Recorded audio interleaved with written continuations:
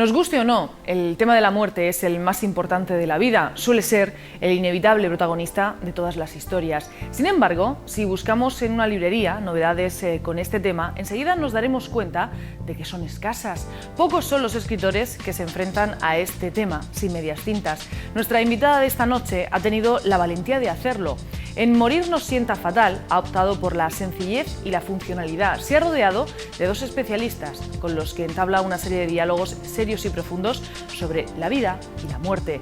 En su segundo libro, esta periodista sevillana se ha convertido en reportera de la realidad. En el primero, Papás de Blandín-Blu, también desde su experiencia de madre de familia, abordaba las dudas y las debilidades de los padres de hoy. Con ella vamos a hablar de su vocación de comunicar valores al servicio de la verdad y de la vida a través de su faceta como periodista y escritora. Esta noche visita el plató de Trivium, María Ángeles López. 3 caminos, 3 rutas, gramática para comprender hechos, lógica para razonarlos y retórica para expresarlos. Son 3 de las 7 artes liberales relativas a la elocuencia, cuyo propósito es dar al hombre libre conocimiento y destreza. La confluencia de estas 3 artes da origen al Trivium. Buenas noches, bienvenidos a Trivium. Antes de comenzar nuestra charla de esta noche, quiero saludar a mis compañeras. Eugenia Lozano, buenas noches. Paz. Hola. Esther, buenas noches. Buenas noches. Bienvenidas a las dos. Gracias. Y ahora sí, hechas las presentaciones, saludamos a nuestra invitada de esta noche, María Ángeles López. Buenas noches, bienvenida. Muy buenas noches, muchas gracias. Bueno, periodista, redactora jefe de la revista 21, además madre de 3 hijos, a la que le queda tiempo para escribir y vaya por el segundo libro. O sea, como vemos, son muchas cosas de las que podemos hablar esta noche, así que si te parece vamos a empezar nuestra charla pues precisamente por el trabajo, por el periodismo. Así que, ¿quién se anima a preguntar primero? Yo misma. Bueno, buenas noches ante todo. Hola, buenas noches. Situamos un poco a nuestros espectadores. María Ángeles, eres sevillana, afincada en Madrid, ¿no? ¿Es correcto? De las que viajan a su tierra andaluza por los 4 Siempre costados. que puedo, sí. Siempre que puedo. Pero también es una mujer comprometida con países como Brasil o la India, ¿no? Donde ha viajado a veces y se ha traído grandes reportajes en la mochila. Además tiene varios premios de Manos Unidas por ese trabajo. No corren muy buenos tiempos para el periodismo y tampoco para el periodismo comprometido, ¿no? de viajar a este tipo de cosas que parece que cada vez importan menos a una minoría. ¿Cómo lo llevas? ¿Cómo ves tú toda esta revolución que hay ahora mismo en los medios con la crisis y este cambio de enfoque? Pues mira, la verdad es que yo tengo la inmensa suerte de trabajar en un medio de comunicación que se sale un poco de los esquemas, de los medios generalistas con los que nos manejamos todos habitualmente, ¿no? La revista 21 es una revista de inspiración cristiana, es una revista de contenido social y eso significa que me permite sentirme muy cómoda haciendo un trabajo que a la vez es compatible y casa muy bien con mis principios, con mis creencias, ¿no? De esa manera, pues bueno, a través de las páginas de 21 he tenido la ocasión, como tú decías, de viajar a países como Brasil, como la India, como Marruecos o Kenia y viajar a ellos no como turista, sino como una periodista que se adentra en aquellos espacios, aquellos contextos donde normalmente el viajero normal y corriente no llega, ni siquiera a veces el periodista que hace otro tipo de trabajos, ¿no? He tenido la ocasión de conocer realidades muy duras a veces, ¿no? Pero a la vez también percibir pues los efectos de esas pequeñas semillas de transformación que se van sembrando en cada uno de estos sitios, ¿no? Comprobar el resultado de cómo bueno, cuando se trabaja con determinados valores, se hace un esfuerzo por la justicia, por la igualdad, por la solidaridad, da fruto, ¿no? Y eso se ve reflejado en los reportajes que aparecen en la revista 21. Pero además en la revista de la que eres editora jefe, como has dicho, es una revista con unas características diferentes dentro del mundo del periodismo actual y es como nadar contracorriente, ¿no? Sí, pero es curioso porque hay más público del que pensamos interesado en un medio de comunicación alternativo, ¿no? Que aporte un punto de vista diferente. Estamos todos un poco abrumados por encender la televisión o poner la radio y escuchar hablar de la prima de riesgo todo el santo día, ¿no?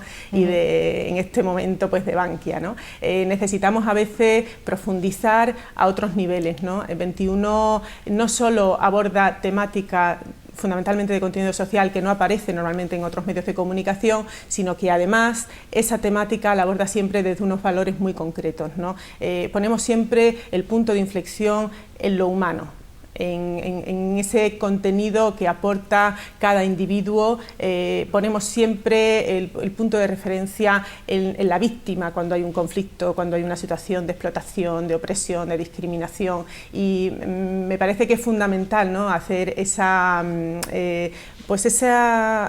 manera de abordar la información alternativa a cómo se trata en otros medios de comunicación, y como decía, estoy convencida de que hay un público muy interesado en que se le dé una información diferente, con un tratamiento distinto. Además, ese público interesado en otro tipo de información, cuando la encuentras, suele ser un público muy fiel. Tremendamente fiel. A mí me sorprende a veces, nosotros somos una revista mensual, ¿no? Es un formato, o sea, una periodicidad que ya no es tan habitual, ¿no?, en el panorama de los medios de comunicación. Eso nos obliga a buscar la manera de ser actuales cada mes, pero sin perder esa idea de profundizar y de abarcar temas que se salen un poco de esos esquemas de la actualidad, ¿no? Pero es curioso cómo vemos que la revista llega a familias y durante todo ese mes está presente en el ámbito familiar, es leída por distintos miembros de la familia y es leída de cabo a rabo. O sea, cada página, a veces nos han llamado para hacernos ver que había un pequeño error, una errata en una publicidad, y dices, es curioso, ¿no?, cómo hasta el último detalle, hasta la última palabra que pueda aparecer impresa en la revista es analizada con detalle, con cariño, por cada uno de nuestros lectores, ¿no?, que afortunadamente de momento pues son muchos y esperemos que siga así. Es una información útil para un público fiel, y quizás aquí también sería importante hablar de la responsabilidad social que tienen o que tenemos los medios de comunicación actualmente.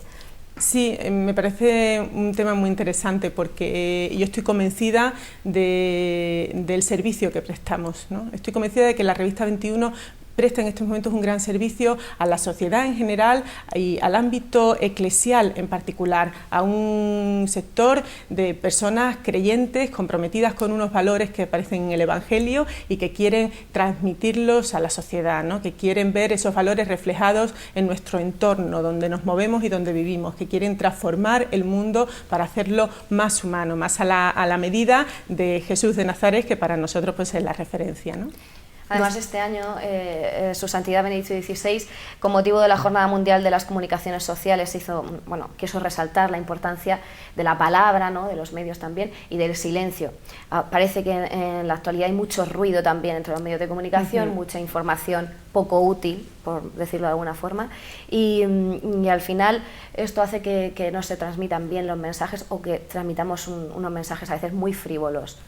Pues mira, es curioso porque hace poco tenía oportunidad de hablar con una murciana muy conocida, Remedios Maurandi, precisamente sobre el miedo que teníamos tanto ella como yo, y en lo que coincidíamos, a la frivolidad, a frivolizar, ¿no? Y se produce tanto en estos tiempos, ¿no? Andamos de puntillas por muchos temas, ¿no?, de forma superficial, y me parece muy necesario hacer justo lo contrario, ¿no?, profundizar de verdad en las temáticas que abordamos. Y después tú citabas el tema del silencio, que me parece también muy importante. En una revista como la nuestra hay espacio para secciones que tienen que ver con la vida, con la familia, con una mirada a la actualidad. Hay espacio para la cultura, pero también hemos querido reservar un espacio que llamamos despertar, que de alguna forma quiere ponernos en contacto con nuestra dimensión trascendental, con nuestra espiritualidad, desde distintas maneras de verlo, porque 21 es una revista muy abierta, que hace gala siempre de pluralidad. Eso significa pues que también entrevistamos, por ejemplo, a un monje budista, ¿no?, o a un teólogo musulmán, pero de alguna forma queremos hacer presente en las páginas de la revista la necesidad de alimentar también esa otra dimensión humana, que es la dimensión espiritual, ¿no?, y trascendental. En la portada de esta semana, hemos estado echándole un vistazo, de este mes, decía, nos hemos encontrado cristianos indignados, que también los hay, injusticias contra los inmigrantes, intervención en Siria, blog, artículos de opinión. ¿Qué más? Porque dicho así suena muchísimo, pero imaginamos que habrá muchos más contenidos. Muchos contenidos. Mira, nosotros además de la revista en papel, que efectivamente es mensual, tenemos un portal en internet y mucha presencia en las redes sociales. Eso nos permite, digamos que de alguna manera pulsar la actualidad siempre desde nuestro particular punto de vista, pero hacerlo con una periodicidad pues más cercana a la vida diaria de nuestros lectores o de nuestros seguidores, ¿no? Y como tú bien dices, pues tenemos blogs de todo tipo en los que podemos leer pues desde a un cristiano indignado a un profesor que nos cuenta cosas interesantísimas del ámbito de la enseñanza, tanto pública como concertada. Tenemos teólogos y teólogas y hay un panorama muy amplio de firmas del ámbito cristiano y del ámbito periodístico que o bien tienen columna en la revista o un blog específico en nuestro portal. Y sí que, por ejemplo, tú citabas Siria. Para nosotros es especialmente importante mantener viva siempre la dimensión internacional. Con esto, ¿qué quiero decir? Que no es que estemos atentos al último viaje de Barack Obama, por poner un ejemplo, sino a esas otras realidades que no siempre se hacen un hueco en los medios de comunicación, en las primeras páginas, ¿no? Esos países que han pasado de estar siendo noticia a quedar completamente olvidados por parte de los medios, ¿no? Y que nosotros queremos poner ahí el punto de mira, ¿no? Siria, por ejemplo, ¿no? Nos hemos ido a Siria, nos hemos ido a Libia, nos hemos ido a Afganistán y allí hemos buscado esas otras realidades. Hemos hablado con aquellas personas que están sufriendo en sus carnes determinadas situaciones de injusticia, de dolor, de sufrimiento, para que nos lo cuenten, ¿no? Para hacerlos visibles. Es una de las cosas que más nos interesa en 21. Y en todos esos sitios que acabas de comentar, ¿vosotros vais o la realidad de lo que está pasando allí os lo cuenta gente que tenéis allí? En fin, pues se produce un poco de todo, pero sí que en los últimos tiempos tenemos la suerte de contar con magníficos, entre comillas, corresponsales, que no es que sean fijos de la casa, pero que sé que son periodistas freelance que entran en el corazón de la tragedia concreta y nos lo cuentan desde allí, ¿no? Que ponen cara y ponen nombre y apellido a lo que está pasando en todos esos países, ¿no?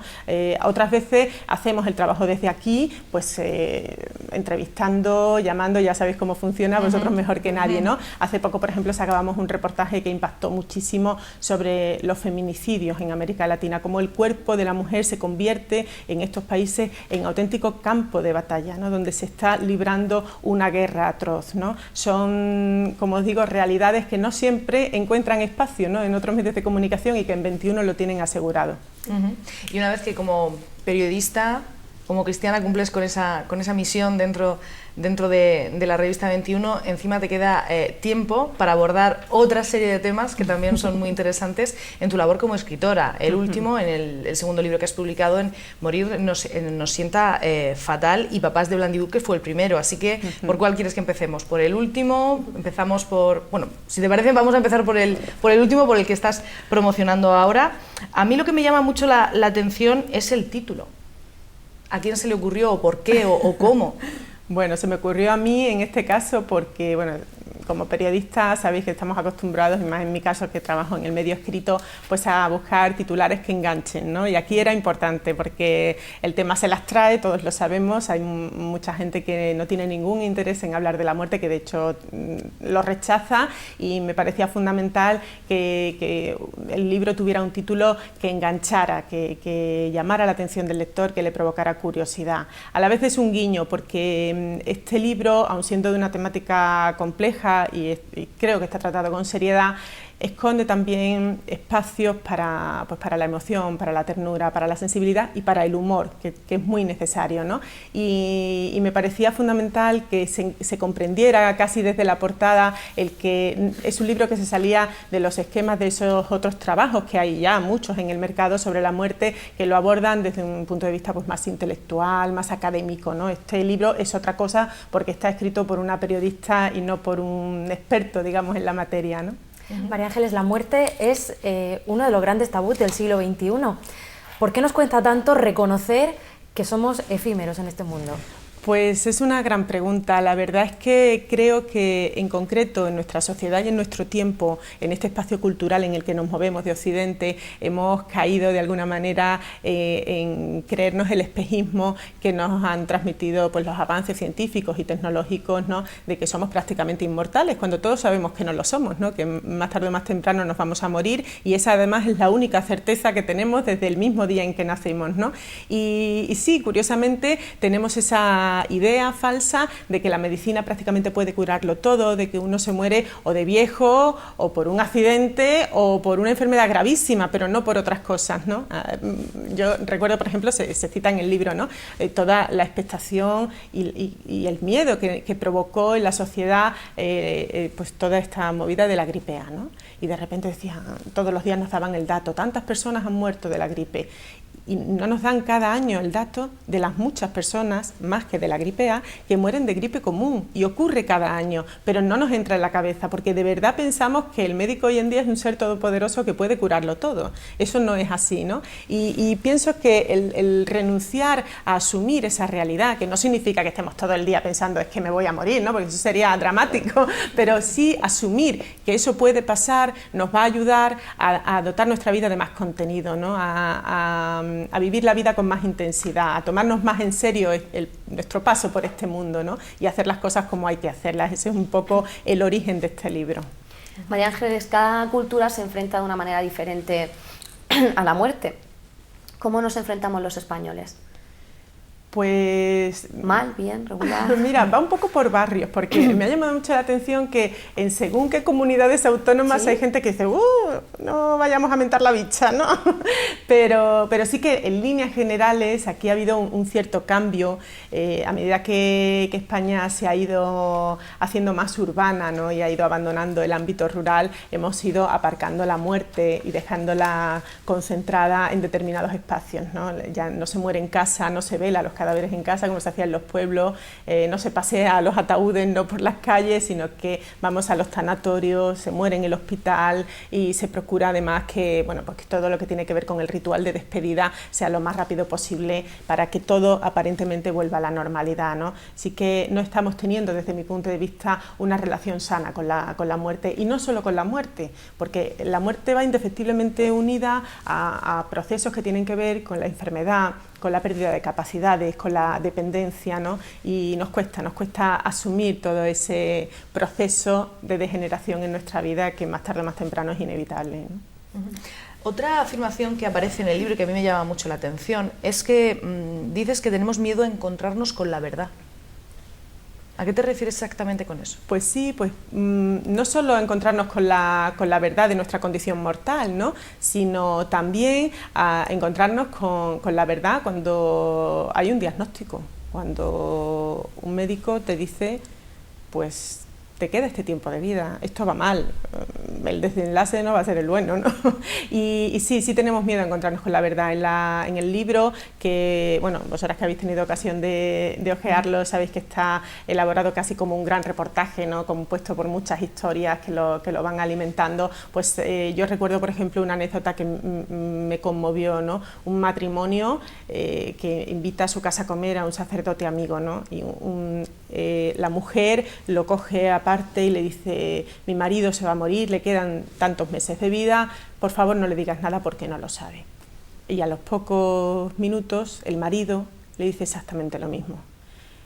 Sé que voy a morir, me queda este tiempo de vida, por favor no se lo digas a mi mujer porque no sabe nada. Aquel hombre pues se cumplió el pronóstico y murió en el tiempo que le habían dicho, pero no pudo compartir su verdad con su mujer. No tuvieron la oportunidad de despedirse, de participar juntos de todo aquel proceso doloroso, ¿no? Y al final piensas, si lo sabían, si estaba ahí, ¿por qué no compartir esa verdad, ¿no? Pues nos está faltando eso, tenemos efectivamente mucho miedo a la verdad. Y aquí llegaría uno de los capítulos precisamente de ese libro en el que te preguntas si la enfermedad es una oportunidad o una frustración. ¿Cuál sería la respuesta?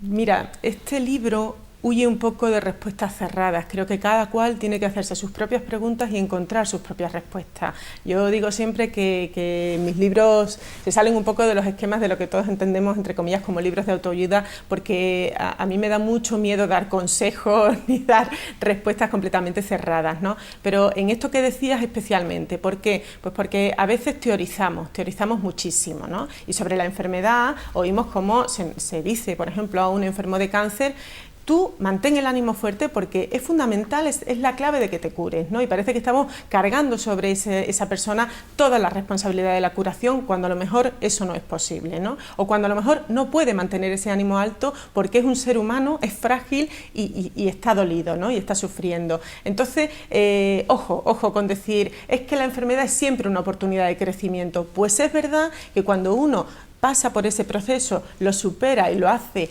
con lo positiva, ¿no? Exactamente, lo convierte en algo positivo, se convierte a veces incluso en un estímulo para vivir la vida de otra manera, ¿no? Para avanzar a lo mejor mucho más fuerte que otra persona que no ha pasado por ese proceso. Pero no siempre ocurre así.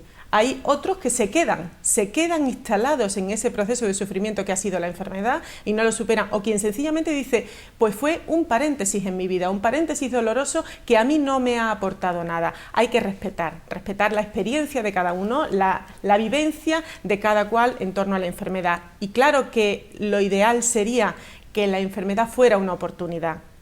No solo cuando somos nosotros los enfermos, también cuando estamos asistiendo a la enfermedad de un ser querido. Incluso aunque esa enfermedad no acabe en muerte, puede ser una oportunidad. Pero ¿quiénes somos nosotros para exigir a nadie que estando enfermo haga ese proceso? No, dejemos a cada uno que encuentre su propia manera de salir de ahí, ¿no? Eso es muy importante porque además de todo lo que estamos hablando en todo este tema de la muerte, la enfermedad, está el sujeto que padece, está el entorno que padece a su manera y entonces es muy difícil ya el que acepta que está mal o se va a morir y luego que la familia, como ese matrimonio, también acepte eso. Estamos muy poco preparados para ninguna de las dos cosas, ni para abrazar a la persona que está mal y la persona que está mal tampoco sabe qué hacer con su familia. Entonces sí que es importante que empecemos a trabajar ese tipo de aspectos para que cuando llegue el momento no nos sintamos totalmente perdidos, ¿no? Sí, y no solo eso, fíjate, muchas veces me preguntan, bueno, y en ese momento final, cuando ya sabes que te vas a morir, ¿cuáles son las grandes preguntas que te haces, ¿no? y las respuestas que tienes que encontrar? Y yo digo, no, el problema no es en ese momento, el problema es mucho antes, que esa es una de las claves también de este libro, es decir, para que cuando llegue el momento de la muerte hayamos encontrado las respuestas, tenemos que hacernos las preguntas ahora. Tenemos que indagar en el sentido de nuestra vida ahora. Yo digo siempre que esto es una oportunidad para parar un poco en este vertiginoso proceso en el que estamos metidos todos, ¿no? De prisa constante y estrés, parar, evaluar nuestra vida, reflexionar y a lo mejor decidir que hay que dar un cambio de rumbo, que no vamos por el camino correcto, que el camino tiene que ser otro, ¿no? Ese proceso hay que hacerlo desde ya, a lo largo de toda la vida, para que al final, cuando tengas que hacerte esas preguntas importantes, las respuestas sean las adecuadas, porque si no, poco margen vamos a tener para corregir, ¿no? Y sí que eso implica tener un diálogo más natural con la vida y con la muerte, con la enfermedad, con el dolor, con la tragedia, con el sufrimiento, ¿no? En estos tiempos estamos intentando aislarnos de cualquier clase de sufrimiento o de dolor, sin darnos cuenta del grave error que supone hacer eso, porque no pasar por el camino del duelo en cualquier circunstancia de la vida nos impide crecer, nos impide asumir las ausencias, nos está restando la oportunidad después de normalizar nuestra vida con esa ausencia incorporada, ¿no?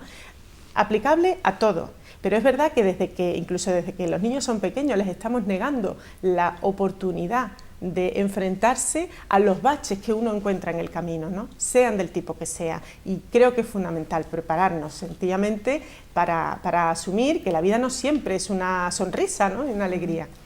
Más hay que prepararnos y sobre todo pues también hay veces que perdemos muchas oportunidades por el camino, nos quejamos, nos detenemos ante tropezones muy pequeños, dramatizamos mucho, ¿no? Sí. Y entonces cuando de verdad te llega un tema que es doloroso, nos venimos abajo o no sabemos cómo enfrentarnos a él. Y bueno, yo he escuchado o he leído algún titular que tú decías que se puede morir poco a poco también en vida, haciendo ese tipo de tonterías que hacemos de, ay, es que me ha pasado no sé qué y no he dormido esta noche, o estoy agobiadísimo porque me pasa, una cosa que se puede solucionar.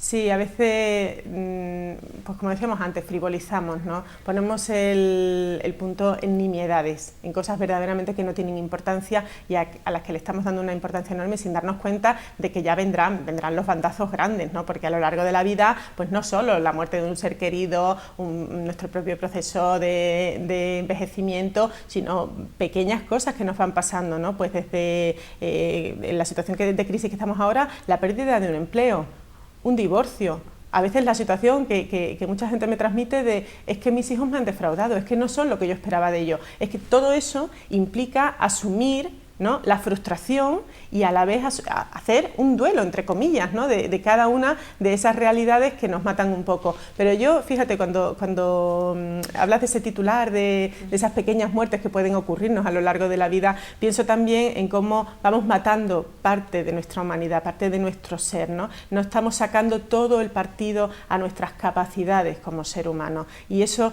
me parece dramático. Porque bueno, tenemos una vida y hay que sacarle el máximo partido. Y cuando digo el máximo partido no me refiero en términos hedonistas de me lo voy a pasar en grande, sino en pasártelo en grande haciendo que los demás tengan una vida mejor, ¿no? Transformando la realidad de tu entorno, haciendo que nuestro mundo sea mejor, que haya valores que estén haciendo que esta realidad sea más humana, más abierta, más libre, que sembremos paz, ¿no? Y suena a veces, mira qué idílico, ¿no? Qué mono queda esto, lo que estamos diciendo, pero no, pero es que eso es así. Es decir, yo muchas veces digo, ¿por qué no nos planteamos que qué sentido tiene estar peleado con un hermano, con la de cosas importantes que hay en la vida, para no estar sin dar la palabra a alguien a quien quieres y que mañana te puedes arrepentir de no haberle dicho, oye, que yo te quiero, ¿no? Oye, que tú eres importante para mí? Pues ese tipo de cosas son las que merece la pena que pensemos y que corrijamos, ¿no? Porque no va a ninguna parte. Porque al final es una cosa que también comentas en el libro, después de todas esas conversaciones del libro, que es, como tú has dicho, un gran reportaje con dos especialistas en médicos, al final la conclusión es que todos nos necesitamos, ¿no? Que estamos aquí y todos formamos parte de la vida de todos. Y eso, claro, es quizá una cosa que muchas veces se nos olvida. A la hora de enfrentar un tema como la enfermedad o a la hora de enfrentar la muerte, pensamos que estamos solos para enfrentarnos a esa situación. En el libro se dice, por ejemplo, que si tú has dado amor, pues tendrás una mano a la que agarrarte en ese momento. Si tú has favorecido el tener una compañía, si has cuidado esa compañía, estarás acompañado cuando llegue el momento duro de la muerte, ¿no?, de la despedida.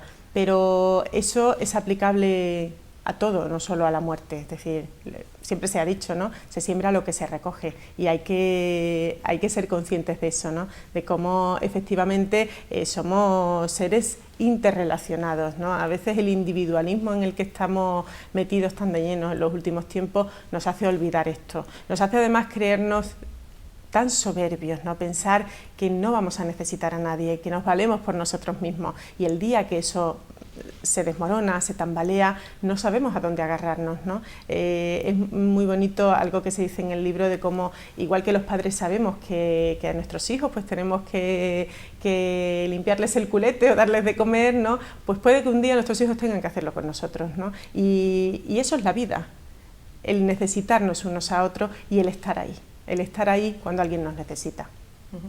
Eso en cuanto a morir no sienta fatal, pero su bautizo en el mundo literario fue Papás Blandiblu, que además recibiste un premio, ¿no?, por la editorial San Pablo como escritora del año, con ese estreno. ¿Qué son los Papás Blandiblu? ¿Qué son o cómo son? Vamos a ver. Pues mira, de alguna manera tengo que decir somos porque me siento parte de ese colectivo, aun con matices, ¿no? Yo llamo papás blandiblues a una generación de padres nacidos pues, en torno a los años 70, ¿no? Año arriba, año abajo, finales de los 60, ahí hay una horquilla, ¿no? Esos padres que nos hemos vuelto tremendamente blanditos y pegajosos, de ahí la comparación con el blandiblue, aquel juguete, aquel moco verde viscoso, ¿verdad?, con el que jugábamos cuando éramos pequeños, ¿no? Y digo que nos hemos vuelto blanditos y pegajosos porque nos sentimos a veces incapaces de imponer normas, de exigir a nuestros hijos que asuman sus responsabilidades, que asuman las consecuencias de sus actos, y eso está teniendo un efecto clarísimo en su educación y seguramente en su futuro como personas, ¿no? Un papá, claro. Sí. La pregunta era si un papá blandiblue hace que sus hijos sean blandiblue también. Sí, al final los hijos son el reflejo de la educación que han recibido. Esto en todos los órdenes de la vida, es decir, cuando decimos, es que esta generación de jóvenes no se esfuerza, no tiene el valor del esfuerzo, y yo digo, bueno, ¿y por qué no lo tiene? Porque están oyendo a sus padres permanentemente, a ver si me toca la lotería y no vuelvo a trabajar en la vida, ¿no? Por ejemplo, ¿no? Es decir, que al final son el resultado de la sociedad en la que viven, del tiempo que les ha tocado vivir y de la educación que han recibido en casa. Es verdad que también en otros ámbitos se dice ahora mucho la importancia de los medios de comunicación, ¿no?, en la educación de los hijos, pero yo estoy convencida de que lo que más peso tiene es lo que reciben en casa, y no ya lo que reciben de una manera oral, porque podemos decir maravillas y teorizar que no veas, pero lo que al final va a pesar más es el ejemplo, el espejo en el que ellos se van a mirar. Y ahí yo estoy segura de que cualquiera de los que nos están viendo en estos momentos que son padres saben que de repente se han visto sorprendidos porque han encontrado a sus hijos repitiendo como, bueno, pues eso, como una caricatura las cosas que ellos hacen de manera habitual, aunque no le hayan dicho haz esto, ¿no? Tanto en lo bueno como en lo malo, y por eso hay que tenerlo presente. En el libro recoges el testimonio de un pediatra que dice que desde el mismo momento en el que el niño nace ya lo estás educando. Sí. Hay un error que es esperar a que el niño tenga conocimiento, a que se comunique mejor, tal, para explicarle o intentar empezar en su educación, pero tú mantienes que es desde el principio de todo, ¿no? Desde el momento en el que nacen, los niños responden a cada estímulo y nos van sometiendo a prueba permanentemente, comprobando cuáles son nuestros límites, ¿no? Y sí que se oye mucho esa frase, ay, déjalo, mujer, que es muy pequeño, sí, ¿no? Ya tendrá tiempo, como si además el ya tendrá tiempo implica que eso es un sufrimiento, ¿no? Cuando asumir determinadas normas, saber que existen límites, es un aprendizaje vital para cualquier cosa que queramos emprender en la vida. Sabater lo dice mucho, ¿no? No hay aprendizaje sin esfuerzo. Y eso debemos tenerlo presente, pero no ya para aprender matemáticas, ¿no? Para aprender a atarse los cordones o a comer, ¿no? Y estamos restando a nuestros hijos, a toda una generación de los más jóvenes, la oportunidad de ser autónomos, de ser independientes, de valerse por sí mismos. Los llevamos permanentemente sujetos a nosotros, bajo la protección de nuestras faldas, no solo madres, también padres, y no les damos la oportunidad de que conozcan sus propios límites, de que vean hasta dónde son capaces de llegar, de que asuman que son capaces de hacer muchísimo más de lo que nosotros les dejamos, ¿no? Tenemos mucho miedo a que sufran, miedo a que les pase algo, y el miedo nos está paralizando auténticamente. Pues si te parece, si os parece, vamos a hacer un alto en el camino para irnos a publicidad y enseguida volvemos para seguir hablando de esa primera novedad de Papás de Blandiblue y de muchísimas cosas más. Hacemos un alto en el camino y enseguida volvemos en Trivium.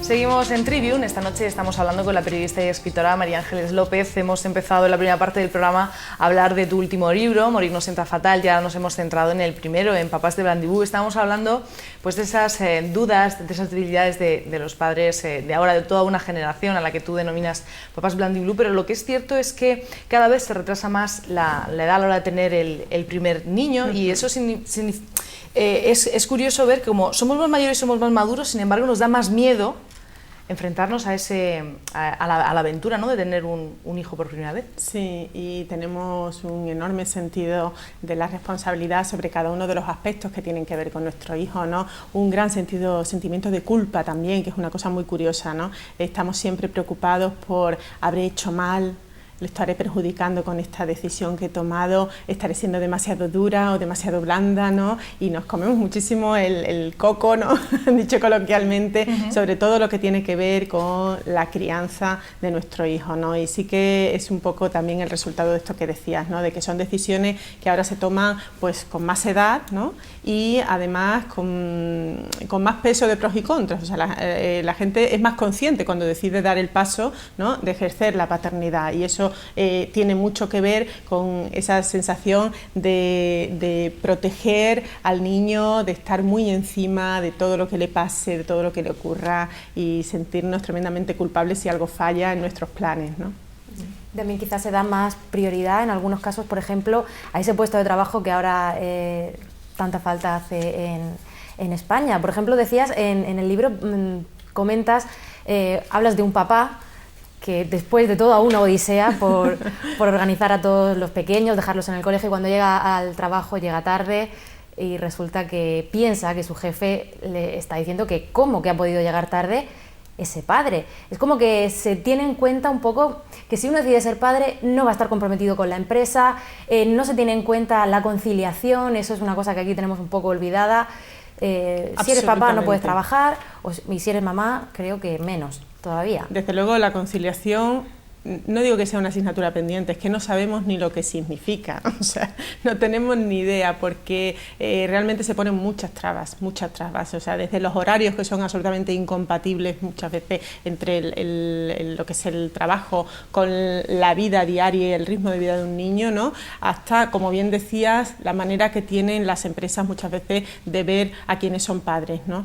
Piensan que automáticamente por el hecho de que tú has optado por la paternidad, estás dejando de lado tu implicación con la empresa, cuando estoy convencida de que es justo a la inversa. O sea, cuando sientes la responsabilidad de tener que mantener a unos hijos, sabes que tienes que darlo todo por ese trabajo para no perderlo, y más en estos tiempos, ¿no? Pero desde luego hay que exigir, hay que hacer un esfuerzo grande para que avancemos en la conciliación, para que una madre, un padre tengan la oportunidad de empeñarse en su puesto de trabajo de la misma manera que lo hace quien no tiene hijos, ¿no? Y para que, desde luego, las mujeres, sobre todo, no tengan que estar eligiendo entre maternidad y desarrollo profesional, ¿no? A mí es algo que me ha quitado siempre el sueño, ¿no? Para mí mi profesión, mi vocación es importantísima, y yo digo siempre, ¿no?, en tono de humor, que uno de los días más felices de mi vida fue cuando dejé a mi hijo en la guardería, porque de alguna manera comprobé que estaba muy bien cuidado y que yo podía seguir ejerciendo como periodista, y eso no me hace peor madre, ¿no?, porque después el resto del tiempo lo tengo con mi hijo, con mis hijos, con el máximo interés y procurando que tenga la máxima calidad, ¿no? Pero sí que es importante que podamos conciliar vida laboral y vida familiar, ¿no? Aquí en el tema de la conciliación, que yo cada vez que entono algún tema de estos, siempre están mis compañeros con él, mira, ya está con él, ¿qué hay de lo mío? ¿Qué hay de lo mío? Yo veo como 3 escalones. Está el gobierno, que no legisla para conciliar, la empresa, algunas que saben conciliar, otras que no, y nosotros mismos. Sí. La falta de cultura que tenemos al tema de la maternidad, ¿no? Y de la importancia y la labor social que hace una madre que cría futuros ciudadanos y este tipo de cosas. ¿Tú lo compartes conmigo, ese tema, esos 3 niveles de responsabilidad? Solo pongo un matiz, a ver. La madre y el padre. Y el padre, sí. No nos olvidemos, al 50%, porque en esto al final las perjudicadas siempre somos las mujeres. Es decir, cuando padre y madre deciden que van a tener un hijo, están compartiendo esa responsabilidad, no solo en la decisión, sino también en los efectos, en las consecuencias, y tienen que ser conscientes de ello. No solo ellos dos, todo el entorno. Tú hablabas de 3 niveles. A mí me hace muchísima gracia, como pongo un ejemplo muy concreto. Yo hago el ejercicio todos los años, cuando tengo que rellenar la hoja de contacto del colegio o del instituto de mis hijos, ¿no? Y ponen teléfonos de contacto para urgencias. Y siempre pongo primero el de su padre, pero no importa, siempre llaman primero el de la madre. Es decir, la sociedad está acostumbrada a directamente poner toda la responsabilidad de la maternidad, de la paternidad en las mujeres. Y no, por favor, al 50%, porque eso nos facilitaría muchísimo la tarea. Pero sí es verdad, estoy contigo, ¿no?, en que hay distintos niveles de responsabilidad en todo esto. Es decir, que para conciliar tenemos que estar todos a una, y la sociedad tiene que ver el valor de que haya niños, el valor de que la sociedad se renueve, de que haya futuros ciudadanos, trabajadores que ejerzan distintos servicios, que tienen primero que ser niños y ser cuidados y criados, y además cuidados y criados con un determinado tiempo y para que haya unos valores, para que haya una calidez, un afecto en torno a esos niños, ¿no? Y para eso es necesario que la sociedad entera se implique. Pero es que incluso yo voy más allá, ¿no? Es que sería mejor para todos que racionalizáramos los horarios en un país donde todos sabemos que perdemos mucho tiempo en las horas de comida, que se estiran inútilmente jornadas laborales en las empresas y se mantienen oficinas enteras con las luces encendidas porque el jefe nos va a valorar más si estamos hasta las 8 en vez de hasta las 7. No tiene sentido. Seamos eficaces, hagamos bien el trabajo en las horas que tenemos que estar allí y después el resto de tiempo pasémoslo con la familia, ¿no? Que es importante. Cuando a veces se nos llena la boca de decir que hay que proteger a la familia, empecemos por el punto de partida, que es las horas disponibles que tenemos. Y da igual que sea una familia joven con niños, ¿no? Es que todo el mundo tiene al final un entorno familiar y derecho a poder cuidarlo, ¿no? A poder alimentar ese espacio. Y encima en ese entorno, como decía Maru, en el que la conciliación es algo de lo que se habla mucho pero que se hace poco, encima si es ya una locura entre comillas en el tiempo en el que vivimos tener un hijo, ya ni te cuento cuando alguien se plantea tener el segundo, al que lo miran como diciendo, este está loco. Y si ya partimos del segundo y decir tener 3, por ejemplo, como el tuyo, ¿no? Que tienes 3 hijos, ya es como una locura, ¿no? Este no va a rendir el trabajo y se le tacha como un loco. ¿Hasta ese punto hemos llegado? Hasta ese punto hemos llegado. Yo recuerdo un caso que me dejó con la boca abierta, es que un señor al que yo prácticamente no conocía de nada, cuando tuve a mi tercer hijo se me acercó y me dijo, bueno, ya no tendrás más, ¿no? Y pensé, bueno, ¿y a usted qué le importa? Sí, soy yo quien los va a criar, quien los va a mantener, quien va a hacer el esfuerzo y el sacrificio por ellos, de 1000 amores, porque me merece totalmente la pena, ¿no? Pues sí, en estos tiempos parece que es una locura, no lo es, o sea, lo puedo asegurar. De hecho, para mí es un regalo haber tenido 3 hijos, tener la oportunidad de participar, de asistir a su crecimiento como seres humanos, ¿no? De cómo se van conformando en personas, ¿no? Y las satisfacciones enormes que dan. Una de las cosas que yo reivindico en el libro Papás Bland y Blue es que hagamos un poquito más pedagogía de la paternidad, porque los padres hoy estamos todo el día quejándonos. Cuando alguien nos pregunta qué tal, lo único que decimos, uff, no me deja dormir, uff, come fatal, ha sacado tanto suspenso, el niño, el trabajo, pero no decimos, se me cae la baba. Me da un beso y soy la persona más feliz del mundo. Me hace sentir importantísima. No contamos eso y hay que contarlo, porque la paternidad tiene un lado absolutamente maravilloso. Yo diría que muchos lados, que la parte mala es muy pequeña comparado con todo lo bueno que te da, ¿no? Y en estos tiempos no estamos sabiendo venderlo. No porque haya que venderlo como algo a comprar, pero sí como algo bueno para la sociedad, algo que merece la pena proteger y cultivar.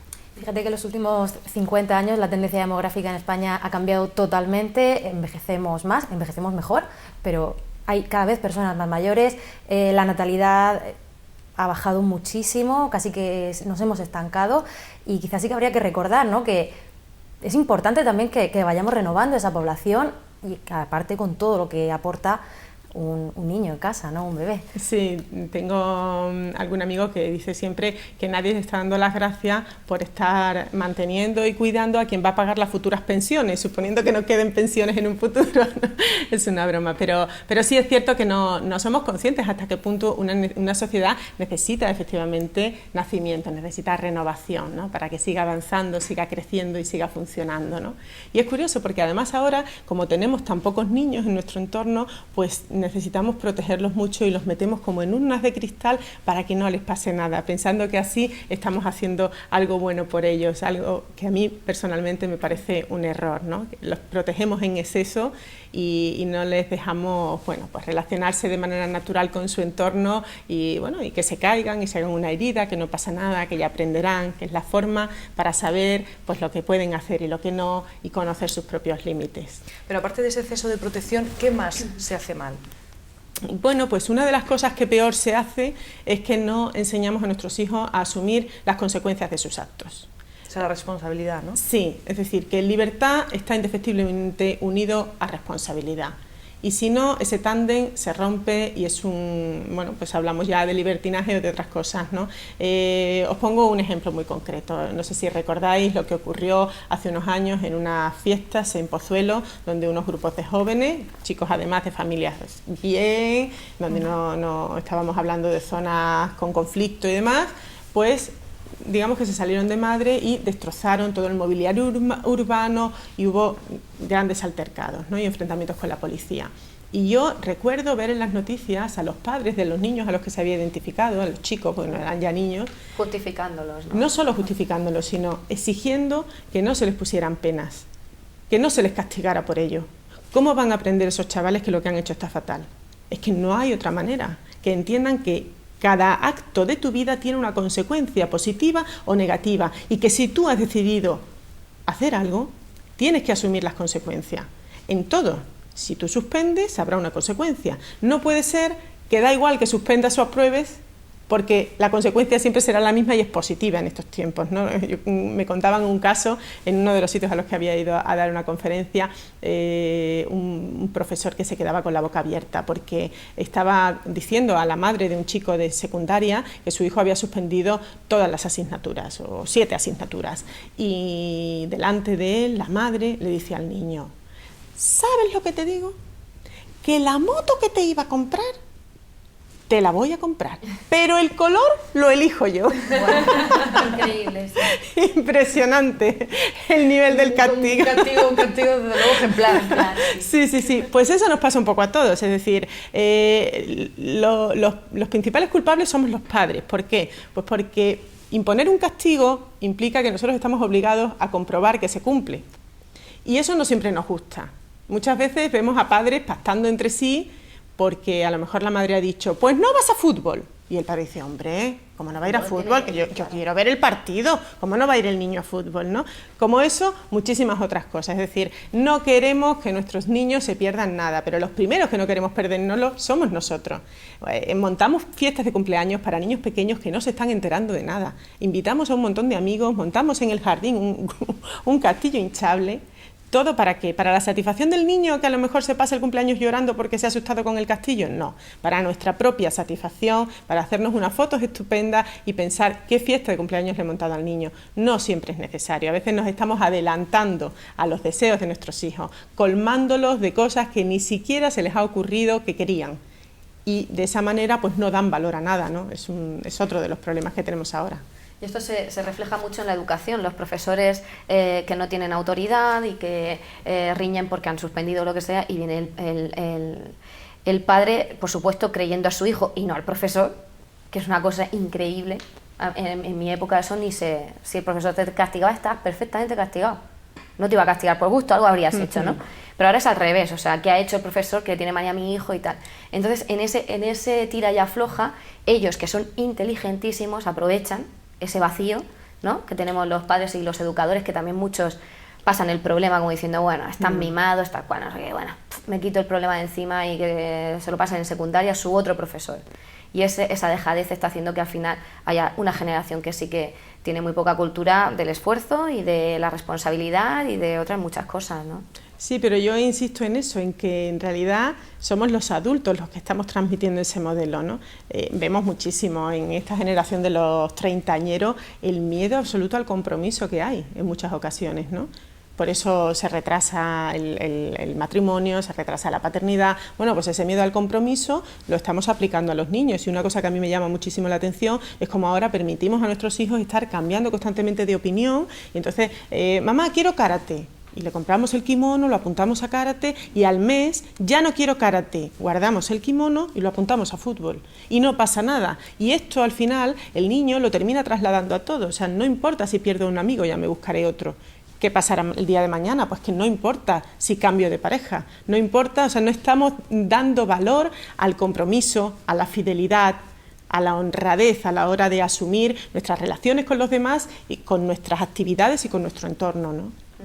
Además, eso no tiene por qué entrar en conflicto con una teoría de apego en la crianza. O sea, no porque mostremos mucha afectividad con nuestros hijos, eso es que no le pongamos normas, ¿no? O sea, que se puede hacer las dos cosas, ser autoritario y cariñoso y tal, pero no consentirlo todo. De hecho, yo creo que es más bien al contrario. O sea, si de verdad quieres a tu hijo, tienes que saber ejercer la autoridad, que no es lo mismo que ser autoritario, es decir, que a veces pensamos en un padre, bueno, pues un poco ogro, ¿no?, que está constantemente imponiendo sus decisiones sin diálogo. No, en absoluto. Claro que hay que dialogar con nuestros hijos, claro que hay que explicarles nuestras decisiones. Lo que no podemos hacer es negociar esas decisiones. Si nosotros sabemos que un niño tiene que ir a la escuela, no podemos negociar con él.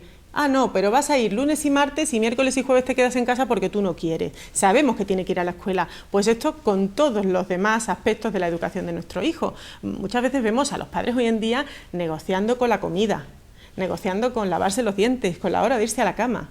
No digamos ya hasta, bueno, con el color de la ropa que se ponen. Pero claro, o sea, si un niño tiene que ir al médico, tiene que ir al médico, no lo vamos a negociar. Si tiene que ir al colegio, tiene que ir al colegio. Pues al final, si lo quieres, tendrás que asumir tu responsabilidad como padre, la que adquiriste el día que decidiste tener un hijo, y tendrás que imponer determinadas decisiones, aunque se las expliques, aunque dialogues con él, pero tendrás que imponerlas y no negociarlas. Usted en el libro da como una especie de receta, ya nos ha dicho antes que no le gusta teorizar, pero sí una especie de receta para poder ejercer la maternidad y la paternidad, en la que tiene mucho que ver el sentido del humor. Sí, y el sentido común. Me parece imprescindible hoy en día aplicar ese sentido común que dicen que es el menos común de los sentidos y que en los últimos tiempos parece que nos hemos olvidado por completo de él, ¿no? Y son cosas tan sencillas como decir, bueno, ¿yo qué haría con esto? ¿Qué habría hecho mi padre o qué habría hecho mi abuelo con esta situación, ¿no? Pues aplicamos ese sentido, ¿no? Que muchas veces está en las cosas más elementales. O sea, un niño tiene que comer verdura, pues habrá que dársela. Y el sentido común, ¿qué nos dice? Pues que no podemos darle todos los días lo que a él le gusta, no podemos darle hamburguesas todos los días, porque eso va a perjudicar a la salud, ¿no? Y tú hablabas del sentido del humor, y también es necesario, porque a veces estamos tan obsesionados con el sentimiento de culpa, con las ganas de hacerlo bien sin saber muy bien qué es lo mejor, si ser muy tolerantes o todo lo contrario, que nos olvidamos de que esto también tiene que ser divertido, ¿no? Y una de las claves de este libro es que la gente se ve reflejada en lo que les pasa a otros. Hay un montón de anécdotas sacadas todas de la vida real, y tú dices, ahí va, es que esto que yo creía que solo me pasaba a mí, que estaba tremendamente apesadumbrada, le pasa a los demás, ¿no? Pues desde los gritos que a veces damos a nuestro hijo, a esa sensación de estrés, de que no llegamos nunca y que nos entran unas ganas terribles de llorar porque en un determinado momento ya no sabemos qué hacer con él y con lo que está pasando en casa, a muchos otros aspectos, algunos más serios, ¿no?, de la vida, pero que siempre, bueno, pues permiten poner ese puntito de sentido del humor, ¿no? Lo que está claro es que educar a un hijo hoy en día no es como sería en nuestra generación o la generación anterior. Ahora es mucho más complicado, el trabajo quita muchas horas, papá y mamá trabajan, los niños están en la guardería, están con los abuelos, y a los abuelos se les da la responsabilidad en esas horitas en las que se tienen que quedar con los niños también de educarlos un poco, ¿no? Ahora los abuelos parece que educan y no se dedican únicamente a disfrutar de los niños, ¿no? Esto de que los abuelos siempre miman a los nietos, quizá ahora se vean un poquito obligados a frenarse también, ¿no? A veces les obligamos nosotros como padres, y a mí me parece terrible, porque ellos ya pasaron su tiempo, ¿no? Ya ejercieron esa responsabilidad en su día y ahora nos toca a nosotros. Los abuelos están haciendo una labor importantísima en estos tiempos. Muchas veces sin ellos sería imposible que mantuviéramos las familias un cierto orden y equilibrio, ¿no?, en nuestro ritmo de vida habitual, pero no podemos exigirles que ellos sean los educadores. Esa es nuestra responsabilidad y no podemos olvidarlo. También respecto al colegio, ¿no? Yo a veces me opongo a esa dinámica que se está estableciendo en los últimos tiempos de que el colegio vuelca en los padres la responsabilidad de los deberes, de muchísimo trabajo en casa, incluso a veces de explicar tareas cuando nosotros no somos profesores y a veces estamos muy limitados para hacerlo, ¿no? Pero esa es una parte, la cuestión académica, pero la otra, educar en valores, educar en conducta. Esa es nuestra responsabilidad y no podemos dimitir de ella, ¿no? Eso me parece importantísimo. Y a colación de esto que decías de los abuelos y del tiempo tan duro que nos ha tocado para educar, recuerdo una anécdota muy curiosa que de alguna manera explica por qué ahora parece que nos cuesta tanto educar, ¿no? Yo me preguntaba al elaborar el libro, ¿somos peores padres que lo fueron los nuestros?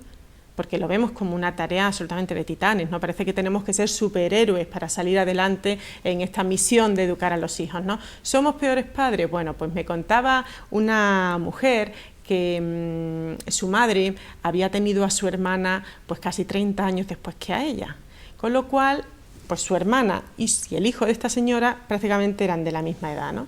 Y entonces decía, mi madre fue conmigo la Sargento O'Neill, decía.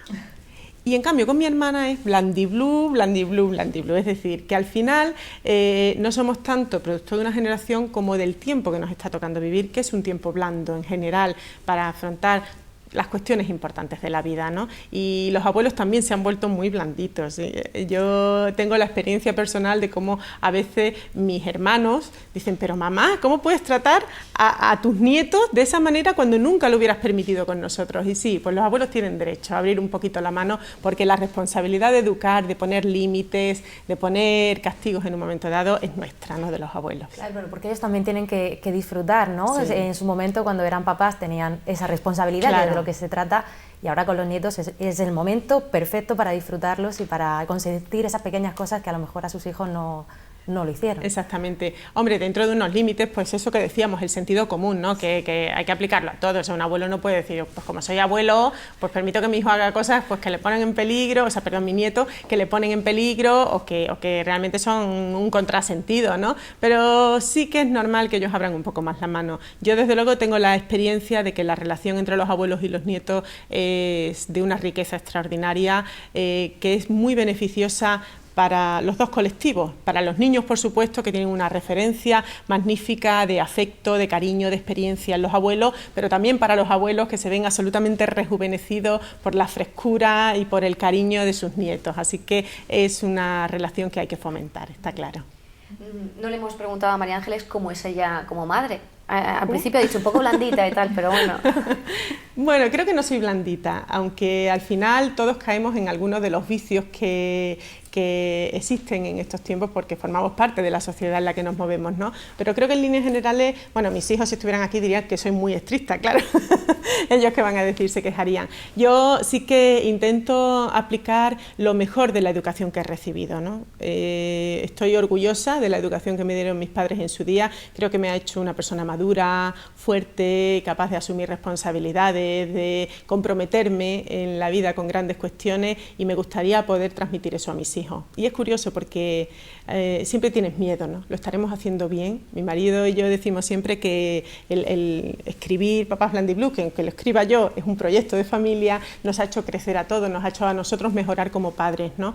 Y en esa reflexión que nos ha obligado este libro a hacer, en esa evaluación, pues a veces nos preguntábamos si igual que hablábamos al principio, estábamos teorizando y después en la práctica a lo mejor no estábamos haciendo las cosas tan bien, o si daría los frutos, ¿no?, que nosotros esperábamos. Y este año hemos tenido una oportunidad de comprobarlo, pues por una experiencia familiar, desempleo y bueno, pues estas cosas que están pasando con la crisis, pudimos ver efectivamente la reacción de nuestros hijos, cómo asumían el mensaje que les estamos transmitiendo, la seriedad de la situación, las dificultades que podían venir, los sacrificios que como familia íbamos a tener que hacer. Y la verdad es que nos sorprendió gratamente, y desde hace un tiempo vengo diciendo que estoy en ese momento de la maternidad en que una empieza a decir que sus hijos les dan más satisfacciones que preocupaciones, que ves cómo se están convirtiendo en personas interesantes, que mantienen una conversación, que tienen una cierta cultura y sobre todo que tienen valores. Pero no quiero convertirme en la típica mamá que habla muy bien de sus hijos, porque también suspenden, tienen rabietas, se portan mal, engañan, como cualquier niño, ¿no? Porque a veces también sacamos demasiado de contexto lo que pasa en torno a un niño, ¿no? Convertimos en un problema enorme algo que ha hecho y nos olvidamos de lo que hacemos nosotros exactamente con la misma edad, ¿no? Yo intento recordárselo muchas veces a los padres, incluso a mí misma y a mi marido, ¿no? O sea, pongámonos en la situación de cuando teníamos su edad. ¿Hubiéramos contado a nuestros padres que nos había castigado el profesor? Pues si podíamos evitarlo, lo hubiéramos evitado, ¿no? Eso no significa que como padres no tengamos que corregirles, ¿no? Pero sí que tenemos que entender cuáles son los márgenes de la infancia a veces y asumir que un niño, pues, lo que quiere es jugar, y lo que quiere es divertirse. Es un niño, ¿no? Exactamente, Que a veces se nos olvida. exactamente, es un niño, ¿no? Sí, bueno, perdón. No, No, hablando de, como está contando que tiene un momento dulce de la maternidad, ¿se plantea tener más criaturas reales o noveladas de estas? ¿Algún otro libro? Pues en mira, mente? de estas, todas las que caigan, de las otras, con 3, digamos que ya hemos cerrado el cupo, porque yo digo siempre bromeando que 3 caben en un coche, pero ya 4 hay que ir a furgoneta. No, es una broma, pero sí que es cierto que a nosotros nos encantan los niños, pero siempre habíamos dicho de tener 3, nos parecía un número muy redondo, ¿no? Para que no fuera solo la parejita y tener una familia amplia y rica, ¿no? En matices, ¿no? Y es verdad que además cada niño es un mundo, cada niño tiene su personalidad, y en mi caso son los 3 varones, pero aportan pues una variedad de personalidades maravillosas que hacen muy divertida la vida familiar. A mí me he quedado con ganas de preguntarle lo que es la pregunta anterior, cuando hablaba del comportamiento de los hijos, que a veces, que ahora mismo están en la época en la que dan más satisfacciones que quebraderos de cabeza. Ahora hay instalada cada vez más la típica frase del padre que dice: mi hijo es el mejor.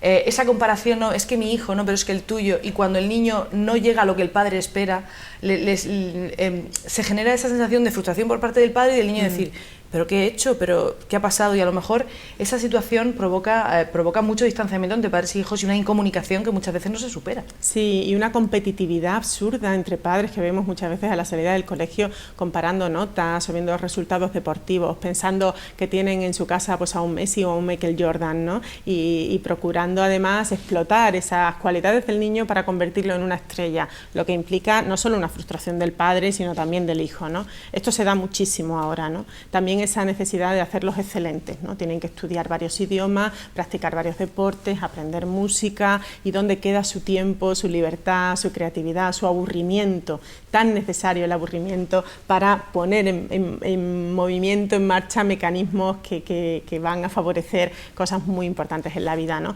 Bueno, yo huyo muchísimo de esta idea de la excelencia y de este sentido de la competitividad. Creo que lo que debemos empeñarnos es en hacer hijos felices.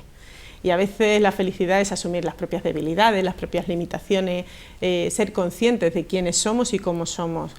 Y cuidado con esto, porque a veces pasa justo lo contrario, que les robamos la autoestima a los niños, ¿no? En esas comparaciones siempre hay alguno que sale perdiendo, y eso es terrible a veces, ver a niños que no confían nada en sí mismos y en sus posibilidades. Y esto es aplicable también al sistema educativo. Yo creo que en estos momentos estamos cortando la creatividad, estamos homogeneizando en exceso, ¿no? No estamos permitiendo que cada uno de los alumnos en una escuela se desarrolle ampliamente a partir de sus posibilidades, ¿no? Parece que todos tienen que salir cortados por el mismo patrón, y es una lástima, porque no sé, cada ser humano, cada individuo es tan maravilloso, tiene tantas posibilidades y tantas capacidades que cortarlo pues es casi una tragedia, ¿no? Leo textualmente: los padres de ahora tenemos que ser animadores de tiempo libre, psicólogos, expertos profesores en todas las materias, y todo esto además compatibilizarlo con el trabajo. ¿Todo esto en qué universidad se enseña? ¿Hay más de instinto a la hora de ser mamá o ser papá que de teoría? Bueno, pues mira, es curioso porque la mayoría de los padres ahora, sobre todo los que deciden ser padres ya con una edad, se lanzan de cabeza a leer libros, a formarse y a prepararse, y la mayoría tenemos en casa una biblioteca amplísima que tiene que ver con la educación o con la crianza de nuestros hijos, ¿no? Pero bueno, tú has citado el instinto y creo que no es mala cosa tenerlo presente. Desde luego yo creo que imprescindible para licenciarte en esta materia es el sentido común, clarísimamente, ¿no? Porque nos olvidamos de que a veces las cosas son más sencillas de lo que las estamos haciendo, ¿no? Yo veo a muchos padres con el libro para conseguir que el niño se duerma, o para que coma tal o cual cosa, o no, es que dice tal psicólogo que... Bueno, yo creo que lo primero es ver a nuestro hijo, sentarnos delante de él, porque muchas veces yo me planteaba en situaciones personales, ¿no? En mi vida, de muchísimo estrés, los niños en el baño, suena la puerta, estás terminando una cosa del trabajo, se te va a quemar la cena, y dice, ¿dónde pondría yo al psicólogo del libro que me leí? Aquí, que me diga aquí en esta situación ¿qué puñetas hace con todo esto, ¿no? Porque a veces efectivamente las teorías son preciosas, pero las prácticas son complicadísimas. Entonces sí, pues eso, aplicar el sentido común, pero no está mal formarnos. Están funcionando muy bien las escuelas de padres en muchos sitios, no son mayoritarias, ya lo sabemos, también los horarios no nos lo permiten, pero a veces nos dan claves, ¿no? Nos permite, bueno, pues encontrar caminos en los que no vamos a estar solos y que otros que ya han pasado por la experiencia nos pueden decir, pues mira, esto funciona y esto no, ¿no? Aunque hay cosas que caen por su propio peso. Es decir, si nosotros hacemos justo lo que el niño quiere cada vez que llora, pues a partir de ahora llorará siempre para conseguir todo lo que quiere.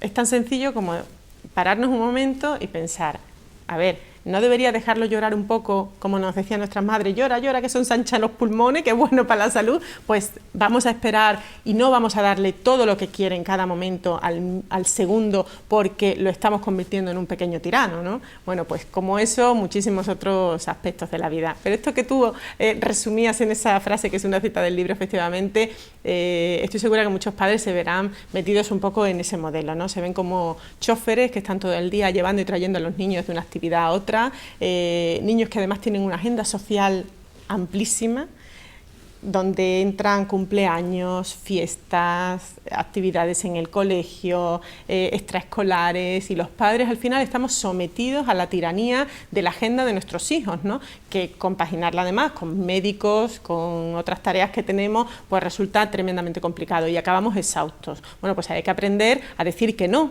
solo a nuestros hijos, sino también a esas imposiciones de nuestro entorno que las convertimos en tareas obligatorias cuando en realidad no son imprescindibles, ¿no? Y podemos limitarlas y podemos ubicarlas en su justo término para no desfallecer en esto de ejercer de padres. Bueno, estamos llegando, por desgracia, porque está siendo un placer hablar contigo esta noche, estamos llegando casi al final del programa. Yo no sé si mis compañeras se han dejado alguna cosita más que quieran preguntar para terminar.